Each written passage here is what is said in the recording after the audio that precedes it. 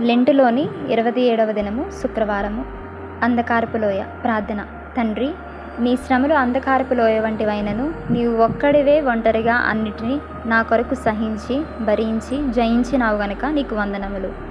నీ శ్రమలు అధికమైన కొలది నీ ఓర్పు సహనము మరింతగా అధికమైనవి గనుక నీ శ్రమానుభావంలో నుండి నేటి దిన వర్తమానము దయచేయమని యేసునామమున అడుగుచున్నాము. ఆమేన్. ప్రభువు శ్రమలను ధ్యానించు కాలంలో ఉన్న శిలువ ధ్యానపరులారా వినండి. ఆయన శిలువ తట్టు చూచుచున్న ప్రొద్దుతిరుగుడు పువ్వు సూర్యుడు కనిపించే వైపునకే తిరుగుచుండును. కుండకు చిన్న రంధ్రము చేసి చిన్న మొక్క మీద బొర్లించి అప్పుడప్పుడు త్రిప్పుచున్న ఎడల మొక్క శిఖరము కూడా ఆ రంధ్రం వైపే తిరుగుచుండును. దానిలో నుండియే కదా సూర్యరశ్మి కనబడును.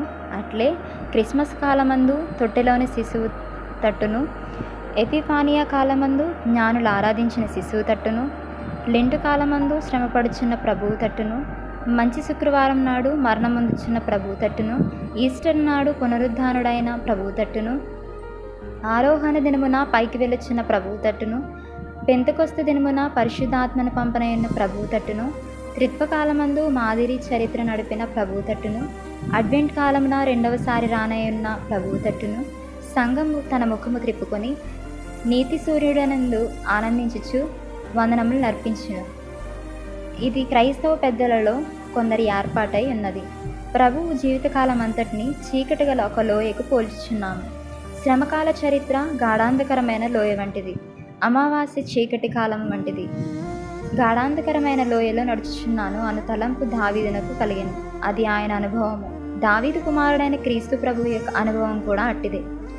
ఆ లోయ గాఢాంధకరమైన లోయ, ఆ లోయ సంచారపు లోయ, ఆ లోయ అపాయకరమైన లోయ. అయినను దైవజనుడు భయపడని లోయ. అలాగే మన ప్రభు తన జీవితకాలమంతయు శ్రమలు అనుభవించినా భయపడలేదు. నిజ క్రైస్తవులకు శ్రమలు వచ్చినను భయపడరాదు. ప్రభువు శ్రమలు తలంచుకున్న దైవజ్ఞుడు నా శ్రమలు ఆయన శ్రమల ఎదుట ఏమోలా అని అనుకున్నాను. ప్రభు యొక్క గాఢాంధకారపు లోయలో ఆయనను భయపెట్టినవి: 1. మనిషి కుమారునికి మరణము సంభవించునని ప్రభువే ప్రవచించుట. తనకు రానయున్న కీడు ఆయనకు ముందుగానే తెలుసుకొనెను, వనకలేదు. అవి మన నిమిత్తమై పొందవలసిన శ్రమలు గనుక ఆయన సంతోషముతో ఆ లోయలో ప్రవేశించెను. ఒక నేరస్తునికి ఉరి అని నెల క్రిందట తెలిసినప్పుడే అతనికి ఉరి అయినట్టు ఉండును.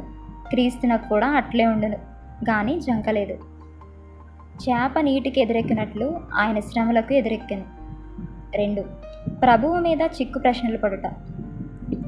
ఆయనను దేనిలోనో ఒక దానిలో పడవేయాలని ఉద్దేశించిన సాతాను ఇప్పుడు కొందరి చేత చిక్కు ప్రశ్నలు వేయించెను. ఏ అధికారం వలన నీవు ఈ కార్యములు చేయుచున్నావు అని శత్రువులు ఆయనను అడిగిరి. యోహాను బాప్తిస్మం ఎక్కడి నుండి కలిగినది అని ఆయన వారికి ఎదురు ప్రశ్న వేశాను. వారు జవాబు చెప్పలేకపోయిరి. కావున క్రీస్తే గెలిచెను. ఇట్లే తక్కిన ప్రశ్నలకు కూడా జవాబు చెప్పి గెలిచెను. అవేవనగా: కైసరుకు పన్నిచ్చుట న్యాయమా? పునరుద్ధానమనున్నది ఒకటి గలదా? ముఖ్యమైన ఆజ్ఞ ఏది? ఈలాగు ఆయనను చిక్కులు పెట్టవాలని ప్రశ్నించే గనుక ఇది మాయ. ఆ మాయ ప్రభువు గ్రహించి తగిన జవాబు చెప్పి గెలిచాను. జవాబులు చెప్పలేనేమో అని ఆయన జడియలేదు. 3. యూదులు కుట్రాలోచనలు చేయుట, ఆయనను చంపనాలోచించిన వారు ఎన్నిక ప్రజలకు స్వజనులే గనుక ఆయనకి ఎంత బాధగా నుండును. 4. తోటలో రక్తపు చెమట కాచినంత వేదన కలుగుట, ఆయన చెమట నేలపడుచున్న గొప్ప రక్త బిందువుల వలె ఆయన. చెమట కలిగినంత గొప్ప వేదన ఎవరికైనా ఉండవచ్చును కానీ రక్తపు చెమట పట్టినంత వేదన ఎవరికైనా ఉన్నదా? 5. శత్రువులు ఆయనను బంధించుట, యూదుల గుంపును అన్యుల గుంపును వారి కత్తులను గుదియలను చూచి ఆయన బెదరలేదు. 6. ఆయన దివ్య బోధలు, పరిశుద్ధ ప్రవర్తన, అద్భుత కార్యములు, ఆయనలోని దైవ ప్రభావము స్వయముగా ఎరిగిన శిష్యులు పారిపోవుట. అంతకుముందు ఆయన యూదాను త్రిపుటకు చేసిన ప్రయత్నము నిష్ఫలమగుట. శిష్యులైతే పారిపోయిరే గాని యూదా స్వహత్యయే చేసుకొనెను. ఇది చూచి ఆయన నిరాశపడలేదు, దిగులు పడలేదు. 7. స్వజనులే సభకూర్చి ఆయనకు మరణశిక్ష విధించుట. శిక్షావిధికి ఆయన జంకలేదు. అన్యులు విధించు శిక్షావిధి కన్నను స్వజనులు విధించిన శిక్షావిధియే బాధాకరమైనది. స్వజనులు అనగా ఎవరు? ఆయన ఎవరిలో జన్మించెనో వారే. ఆయన గురించి బోధించిన ధర్మశాస్త్రమును ప్రవచనములను గలవారే. వారు ఆయనను సత్కరించుటకు బదులుగా విసర్జించిన వారు. ఎంత విచారము! 8. ఆయన ప్రభుత్వము వారి వలన మరణ శిక్షావిధి నొందుట. ప్రభువునకు ఇది మరి ఒక విధమైన అవమానం. తాను యూదులకు అన్యులకు తీర్పు తీర్చవలసిన తీర్పరి ఉండియు ఉభయం వలన తీర్పు పొందెను. ఎంత అవమానము! ఆయనను ఆయన ముందునకు సాగి వెళ్ళెను. 9. ఆయనను కృంగజేసిన భారమైన సిలువను మోయుట. దీనికన్నను లోకపాప భారము అను సిలువయే ఆయనకు ఎక్కువైన భారము కలిగించినను ఆయన సహించనే గాని అదిరిపోలేదు. ఇదిగో లోకపాపమును మోసుకొని పోవు దేవుని గుర్రపిల్ల. 10. సిలువ వేయబడుట. ఆయన శరీరం యావత్తును గాయపరచబడెను. ఆయనను తను సిలువ వేసిన వారిని శపించక క్షమించమని తండ్రిని వేడుకొనెను. శరీరమంతయు రక్తమయముగానున్నప్పుడు, బాధ దాహము కలిగినప్పుడు శత్రువులను క్షమించడం అసాధ్యము కదా. ఆయనను వారిని క్షమించెను. ఆయన పొందిన గాయముల చేత మీరు స్వస్థత నొందిరి. బాధకు చావునకు ఆయనలో భీతి కలిగి దిగివచ్చుటకు యత్నింపలేదు. 11. శిలువ ప్రక్కనున్న ఒక నేరస్తుడు ఆయనను దూషించుట. నీవు క్రీస్తువు కదా, నీవు రక్షించుకొనుము, మమ్మను కూడా రక్షించుము అని నేరస్తుడు ఆయనను దూషించెను.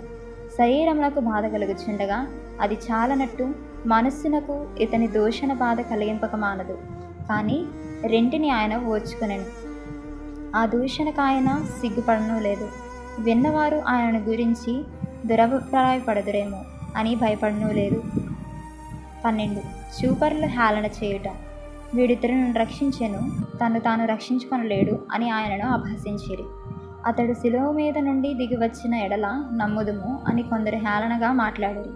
ఆయన బాధల నుండి మరణం నుండి శిలువ మీద నుండి దిగి వచ్చిన పునరుద్ధాన కాలమందు వారు నమ్మినారా? కనుక ఇది ఎక్కడి మాట? హేళన మాట. ఆ హేళనను ఆయన లెక్క చేసెనా? 13.